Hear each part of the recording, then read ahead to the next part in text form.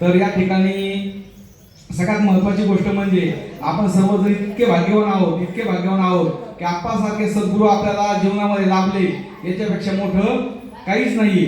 जर आपल्याला या संसार सागरातून जर करायचं असेल तर गुरुशिवाय पर्याय नाही. आणि या ठिकाणी ज्ञान, ते ज्ञान म्हणजे काय सांगितलंय की ते ज्ञान जर प्राप्त करून घ्यायचं असेल तर कुणाला शरण जावं लागतं. ज्ञानोबा माऊलींनी ज्ञानेश्वरीमध्ये 34व्या श्लोकामध्ये 165 क्रमांकाची ओवी जी आहे ज्ञानेश्वरीमधील, त्यामध्ये या ठिकाणी ज्ञानेश्वर माऊलींनी सांगितलं ते ज्ञान जर प्राप्त करायचं असेल तर ते ज्ञान म्हणजे नेमकं कोणतं ज्ञान की जे या संसार सागरातून आपल्याला तरुण जायचं आहे, ते ज्ञान जर प्राप्त करून घ्यायचं असेल, जर आपल्याला स्वस्वरूपाचं ज्ञान प्राप्त करून घ्यायचं असेल तर आपल्याला त्याचा पत्ता सांगितलाय की आपल्याला पुढे जावं लागणं शरण, तर संतांना शरण जावं लागेल. मग संत पुढे, कारण संत हे बाह्य रंगाने आपल्याला कधी ओळखू येणार नाहीये.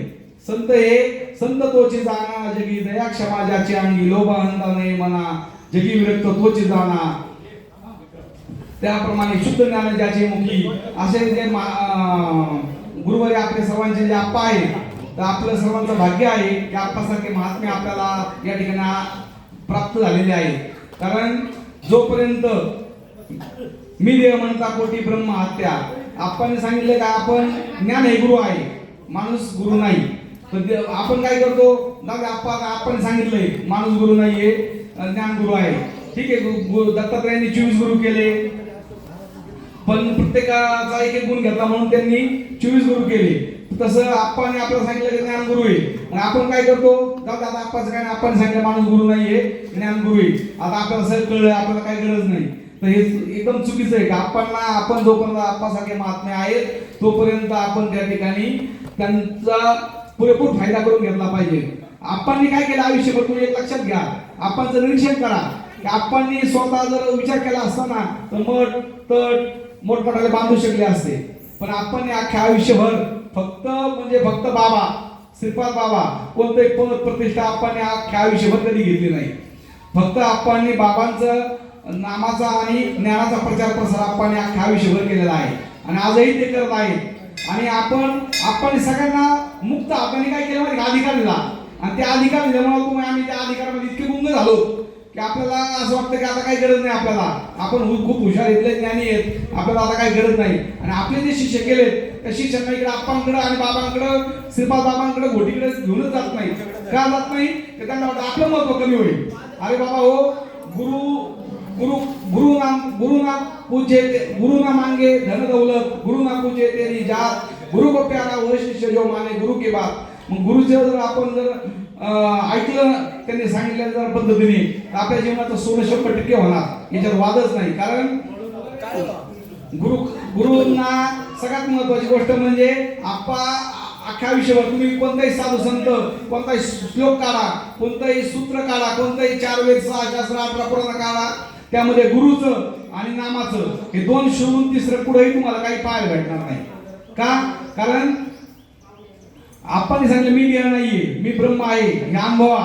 आणि जोपर्यंत शिष्याला, जोपर्यंत भाव, श्रद्धा, विश्वास, जीवाला प्रेम तयार होणार नाही, तोपर्यंत दिलेल्या नामाचा आणि ज्ञानाचा तुम्हाला अनुभव येणार नाही. हे ध्यानात ठेवा. कारण भावी विन देव न कळे निसंदेह, गुरु विना अनुभव कैसा कळे, किंवा श्री गुरु सारिका असता पाठी राखा, इतरांचा लेखा कोण करी, राजायाची कांता काय भीक मागे, मनाची या जोगे सिद्धी पावे. किंवा या ठिकाणी सांगितले सद्गुरु सेवा ज्यासी नावडे, त्याच्या ज्ञानासी पडले इकडे, जन्म मरणाचे साकडे नसले त्याचे कल्पांती. किंवा गुरु माता, गुरु पिता, गुरु शंकरू निश्चिता, ईश्वर होय जरी कोपता, गुरु रक्षिल बरेसा. म्हणजे या ठिकाणी सर्व काही ज्ञानेश्वरीमध्ये एक ओवी आलेली, गुरु गोत्र अग्निपूजी, अवसरे भजे द्विजी, निमित्तादी की यजी पित्रोद्देशे. म्हणजे गुरु शिवाय कोणत्याही ग्रंथाची 4 वेद 6 शास्त्र 18 पुराण असून द्या, तुमचे कोणते श्लोक असून द्या, त्यामध्ये गुरुचं स्तवन केल्याशिवाय त्याला पूर्णपणा येतच नाही आणि येणार पण नाही. कारण गुरु हे सर्व संततेची देव, निमित्त मात्र त्या प्रतिमा. त्या ठिकाणी सर्वांनी एक लक्षात घ्या की गुरुला खरा आनंद कधी माहिती का तुम्हाला, गुरुला ज्या वेळेस शिष्य मोठा होतो ना त्यावेळेस सगळ्यात मोठा आनंद असतो. कारण तुम्ही कोणतेही पहा, आता आपण माईंबाला जातो तर माईंबाला गेल्यानंतर ऋद्धेश्वर बाबा कुठे आहेत, म्हातारा देव म्हणतो आपण त्यांना, ते कुठे आहेत, खाली आहेत. आणि त्यांचे जे शिष्य आहेत आदिनाथ गुरु सकल सिद्धांचा मच्छिंद्र तयाचा मुख्य शिष्य मच्छिंद्रनाथांना त्यांनी डोक्यावर घेतलंय. म्हणजे ठेवा, लक्षात ठेवा, गुरुला आनंद कधी होतो की आपला शिष्य आपला ज्यावेळेस तो मोठा नाव कमवतो. आणि एक ध्यान ठेवा, आपल्या बापाचं नाव आपण कमवलं पाहिजे. कारण सहज आपण काय म्हणतो, आई माई तशी लेकरं, किंवा अजून एक शब्द काय, जसा गुरु तसा शिष्य.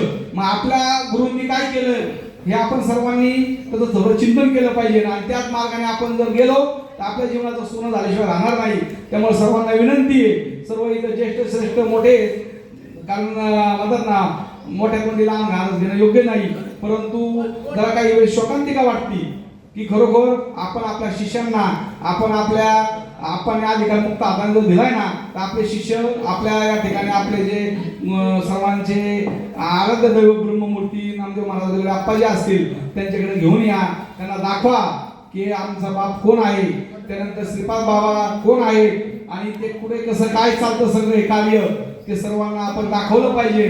आणि गुरु म्हणजे सामान्य नाहीये. तुम्हाला सांगतो, गुरुवर भाव विश्वास श्रद्धा निष्ठा एवढी ठेवा तरच तुम्हाला त्या ज्ञानाचा आणि नामाचा अनुभव होईल, अन्यथा येणार नाही. तुम्ही कितीही काही करा, तुम्ही 4 वेद 6 शास्त्र 8 राखून तुमचे मुखोद्गीत असून द्या तरी सुद्धा काही फायदा होणार नाही. कारण गुरु माता गुरु पिता गुरु शंकर निश्चिता ईश्वर होई जरी कोपता गुरु रक्षिल परेसा. कारण गुरु हे तुम्ही सामान्य समजू नका, सगळ्यात महत्वाची गोष्ट. आणि गुरु हे काय देह नसलं तरी गुरु शिवाय देह असल्याशिवाय तुम्हाला त्या गोष्टीचं ज्ञान आणि त्या गोष्टीचा अनुभव येणार नाही. त्यामुळं त्या ठिकाणी सांगितलंय गुरु तेथे ज्ञानी आत्मदर्शनी आणि दर्शनी समाधान. कारण मन गुरु कृपेची आनंदी दासी मन सदा भीतसे सद्गुरुसी ते ठेविता गुरु चरणापासी दे साधकासी संतोष. किंवा या ठिकाणी सांगितलेलं आहे की संत आणि देव आणि आपण वेगळे नाहीतच. हे जोपर्यंत तुम्हाला अनुभवाला येणार नाही तोपर्यंत तुम्ही काय, आपण सगळं तुम्हाला आपल्याला एक भ्रम आहे की आपण काय भ्रम दूर करायचा असेल तर ध्यान केलं पाहिजे रोज नियमाने. आणि आपल्याला सगळ्यांना भ्रम आहे की, कारण या ठिकाणी आपण सांगितलंय मी कोण आहे हा करावा विचार म्हणे ज्ञानेश्वर निवृत्तीचा. मी कोण आहे, मी जे जन्मत नाही जे मरत नाही असं मी ब्रह्म आहे, मी आत्मा आहे, मी असा बुद्धीचा पक्का निश्चय केला पाहिजे आपण. आणि त्या निश्चय करण्यासाठी गुरुचं वारंवार आपण स्मरण केलं पाहिजे, गुरुना शरण गेलं पाहिजे आणि गुरूंचा कायम पदर धरून आपण राहिलं पाहिजे. तुम्ही पहा विठ्ठल जो आहे पांडुरंग परमात्मा ते सुद्धा काय म्हणतो, विठो माझा लेकरू बाळा संगे गोपाळांचा मेळा. कारण शिष्यांनी सुद्धा आपा म्हणा किंवा संत म्हणा काय करतात, आपल्याला सगळं सामावून घेतात आपल्या सगळ्या अंगावरती खांद्यावरती. आणि त्यांना असं वाटतं की माझा हा शिष्य मोठा व्हावा आणि खूप नाव कमावा. आणि त्यासाठी आपण या ठिकाणी एवढंच बोलतो आणि थांबतो. रामकृष्ण हरी.